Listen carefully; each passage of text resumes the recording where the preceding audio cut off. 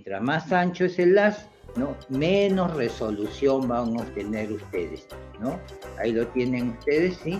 Entonces, si es bastante delgado el ancho del haz, entonces, ¿no? Y ustedes pueden discriminar los dos puntos que se encuentran, ¿no? Perpendicular al eje mayor, ¿no? Ahí lo tienen ustedes, ¿sí? Entonces, si levantan ustedes el ancho del haz, ¿no? Entonces ustedes, ¿no? De repente ya no van a tener igual resolución. Caso de la resolución longitudinal, ¿no? Mientras más pequeño es la longitud de onda, ¿sí? Entonces van a tener mayor resolución. Todo está en que aumente su longitud de onda, observen, y entonces su resolución va a disminuir, ¿no es cierto? Una mala resolución frente a una buena resolución. De igual manera, en el corte transversal, ¿no? ¿Sí? Los puntos al costado del eje mayor, y aquí hay una buena resolución en la cual el ancho del haz es bastante delgada, ¿no? Y puedes discriminar los dos puntos que están perpendicular al eje mayor. Mientras que hay una mala resolución, ¿no es cierto? Y esto tiene que ver con el punto focal, y hay una mala resolución si ustedes aumentan el ancho del haz, de tal suerte de que aquí lo están observando, por ejemplo, este ancho del haz es demasiado grueso, ¿no? Y está abarcando casi la totalidad de dos puntos, ¿no es cierto?, perpendicular al eje mayor, y ustedes lo discriminan como uno solo. ¿De quién depende entonces esto? Del ancho del haz. Y mientras que la resolución longitudinal depende de la longitud de la onda. Seguimos avanzando en cuanto a lo que es la velocidad del sonido, ¿no es cierto? Ese es el patito feo de todas las propiedades del sonido, digamos, ¿no es cierto? Que no le hace caso a la frecuencia, él no le hace caso a nadie, ¿no? ¿Sí? Es independiente a la frecuencia, entonces, ¿sí? Y también dependía de dos factores importantes. Uno, ¿no?, vendría a ser la densidad y la elasticidad del medio. ¿En qué consiste la elasticidad? Si es un medio demasiado duro, ¿no es cierto?, ¿sí?, o sólido, o si es un medio líquido, o si es un medio gaseoso, ¿no es cierto? Entonces ya estamos hablando de diferentes momentos de elasticidad, ¿no? Entonces, mayor es la velocidad del sonido en el sólido, mientras que en el gas es el de menor velocidad, ambos extremos, ¿no es cierto? Y están separados, diría, por una frontera que vendría a ser el líquido, que es el mejor conductor del sonido, ¿no es cierto? El líquido, ¿ya? Entonces, ¿de qué depende la velocidad del sonido? Depende de dos factores, ¿no es cierto? También depende de la presión, temperatura, pero esto es menor cuantía, ¿ya? Lo que es principalmente por la densidad y elasticidad del medio. En cambio, si yo les preguntara a ustedes de qué depende, ¿no?, la impedancia acústica, entonces acuérdense de la fórmula que les presenté, ¿se recuerdan? ¿Sí? Z es igual a ρ por V, ¿no es cierto? Entonces, la impedancia acústica depende de dos factores, de la densidad y de la velocidad del sonido. Pero también no se equivoquen con esa otra pregunta, que ¿de qué depende la velocidad del sonido? También depende de dos factores, nuevamente de la densidad, pero esta vez de la elasticidad del medio. Entonces, para que puedan discriminar entre uno y otro, ¿por qué? Porque van a venir preguntas al respecto en el examen. Entonces, recuerden bien de la fórmula que le he dado de la impedancia acústica, y ahí están los dos factores. ¿Cuáles son esos dos factores? Entonces, ustedes conocen la fórmula. Entonces, depende de dos factores. Depende de la densidad y de la velocidad del sonido. A la vez, la velocidad del sonido también depende de dos factores. Nuevamente de la densidad pero esta vez de la elasticidad del medio, ¿sí? Ya lo dijimos que la velocidad de sonido que está, observen doctores, 3.360, no importa, no se recuerde, pero saben ustedes más o menos que es más de 3.000, o sea, la mayor velocidad está en la parte sólida, ¿no es cierto?, en los huesos, en otras palabras, ¿no? en el líquido 1540 y en el gas 340.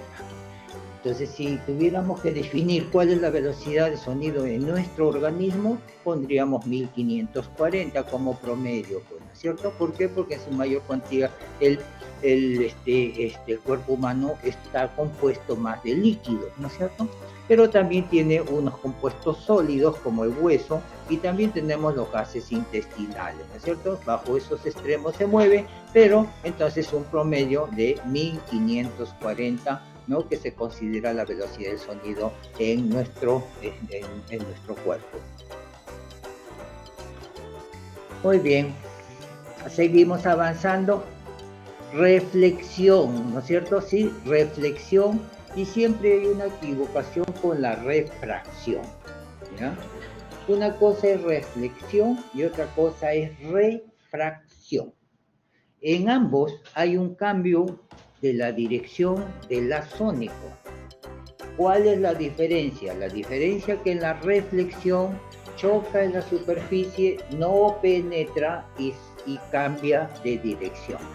En cambio, en la refracción, ¿no? Choca con la superficie, penetra, cambia de dirección. Esa es la única diferencia entre reflexión y refracción, ¿no? Reiteramos nuevamente y lo vamos estudiando por separado. ¿Qué es la reflexión entonces? Lo importante es esto, a ver, doctores, no presten mucha atención en lo que está saliendo en cuanto a las letras, ¿no? Entonces, observen el sonido incidente, choca con esta interfase reflectante y con la misma, ¿no? Con el mismo se va. O sea, eso es un fenómeno de reflexión. Choca con la superficie, nunca penetra, ¿no? Y cambia de dirección, ¿ya? Ese es el fenómeno de reflexión. Cambio de dirección del haz sónico en una superficie que no ha penetrado. ¿Sí? Eso es reflexión. Vamos a la par de lo que es refracción, ¿ya? ¿Sí? La refracción, entonces, ¿qué vendría a ser? ¿No? Observen, sonido incidente, ¿no? Penetra, cambia de dirección. Este es el fenómeno de refracción, ¿sí? A ver si para no olvidarnos, ¿no? A ver, lo comparamos como que ustedes metan el brazo en una cubeta de agua, doctores, ¿no? Entonces van a ver que entre la superficie, ¿no es cierto?, de su brazo, ¿no?, que han introducido dentro del agua, produce una alteración en la dirección, no sé si se dan cuenta, como si fuera fracturado su brazo, ¿sí? Ese es el fenómeno típico, fenómeno de refracción, ¿no? Entonces, cambio de dirección del haz sonoro en una superficie que ha penetrado. Reflexión, cambio de dirección del haz sónico en una superficie que no ha penetrado. Refracción, cambio de dirección del haz sónico en una superficie en una superficie que ha penetrado. ¿Los confundí o no? A ver, me dicen, doctores, si yo tuviera que repetirlo, lo repito, ¿ya? ¿Sí? Entonces, para recordar entonces el fenómeno de refracción, ¿no?, y diferenciarlo de la reflexión, ¿no?, entonces le hacen la comparación y se recuerdan de la cubeta de agua, ¿no es cierto? Entonces penetra su mano y ahí van a ver que la imagen que le ofrece es como que se arquea, ¿no es cierto?, como que tienen un brazo fracturado. Ese es el fenómeno, famoso fenómeno de refracción. ¿Sí? Lo tenemos, cualquier cosita, si no, me dice y lo volvemos a reiterar, ¿sí?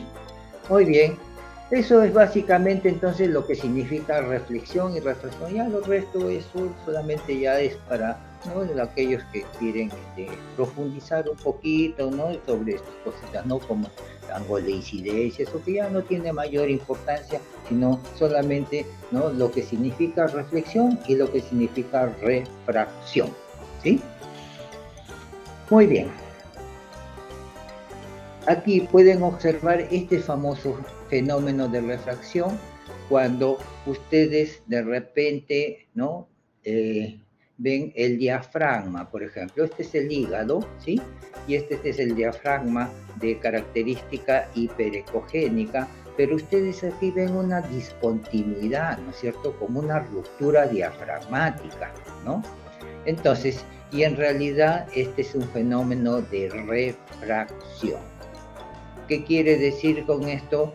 De que hay veces ustedes pueden observar esto, ¿no? Y para decir que de repente esto no es un artefacto y está sucediendo de que, bueno, ha habido una ruptura del diafragma, ¿no es cierto?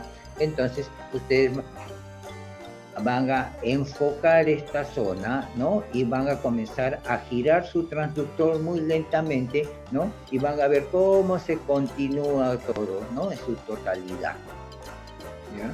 Entonces eso lo pueden ustedes corregir, entonces, ¿no? Haciendo el corte, ¿no? Enfocando en otra angulación, ¿ya?